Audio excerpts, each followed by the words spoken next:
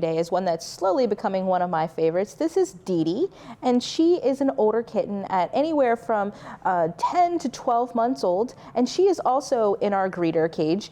She lives in the housing directly above Matterhorn, and she is just super fun. She's very affectionate, she's very curious, she's very playful. She has this toy that she absolutely loves, and anytime you walk by, she's messing with it. She will seek out attention, and she's a beautiful cat. She is a domestic medium hair.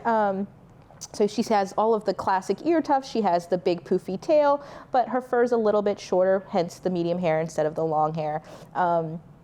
She's really fun, but a lot of people think that she's a little bit odd looking, so sometimes she gets overlooked. But I think it just gives her a lot more character and makes her more desirable, in my opinion. So her cage says she's visually impaired. What's going on with her eyes? So we get visually impaired cats in here fairly frequently. Sometimes they're born that way. Sometimes upper respiratory infections have led to issues with their eyes getting infected and things like that. But in DeeDee's case, she's been diagnosed with cataracts in both of her eyes. The level of maturity on those cataracts is varying from one eye to the next. Her right eye is a little bit more severe than the left, so we're not sure exactly how much she sees, but it definitely does not slow her down. She likes to play, she likes to explore. We took her to the radio earlier in the week, and she was walking around like she owned the place, jumping up on chairs and things like that. So cats are really, and all animals in general, adapt really well. Might want to consider some things when you're adopting a visually impaired cat, like not leaving them unattended access to steps and things like that so that they don't fall down, not moving furniture around as much, not leaving as much clutter so that they don't trip and fall over things, leaving their resources like their food and their litter box in the same location all the time so that they're always able to find them. And while she may be able to see really, fairly well right now, as she ages and those cataracts progress, that might change. So you just want to be prepared for the eventuality that you might have a fully blind cat at some point. So DeeDee is a female orange tabby, and I've heard people say that's rare. Is that true? So that's been coming up as I've been walking around the adoption floor a lot, not just with DeeDee, but with a lot of the other cats that we've had on the floor recently. And so there is some truth to that.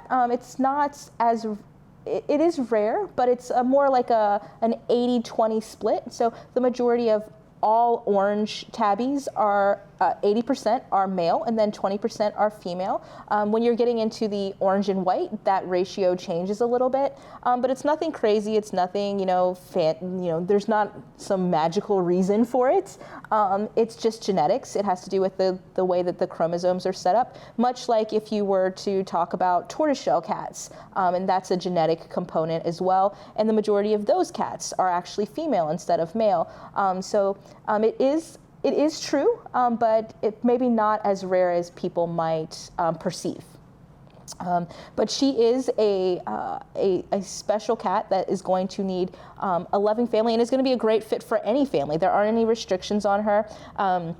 Just keeping in mind that she may need some assistance with her visual impairments in the future. If you're willing to take that on and you think that she's going to be an excellent member of your family, again, make that appointment to visit. You can see her by going to visitfcac.as.me and booking that appointment. As always, we want to thank you for watching Pet Pals, and keep in mind that these are just a sampling of the animals that are available for adoption right now. There are tons more on the adoption floor, so always be willing to make that appointment, come in and check us out. You can also look on our Pet Tango page or our Facebook page to see pictures of the adoptable pets. We'll see you again in